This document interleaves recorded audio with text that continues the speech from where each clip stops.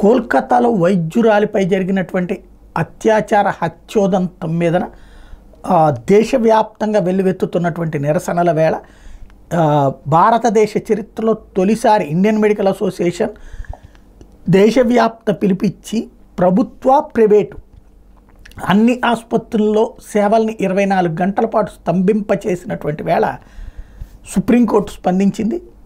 ఈ వ్యవహారంలో సుమోటోగా తీసుకుంది.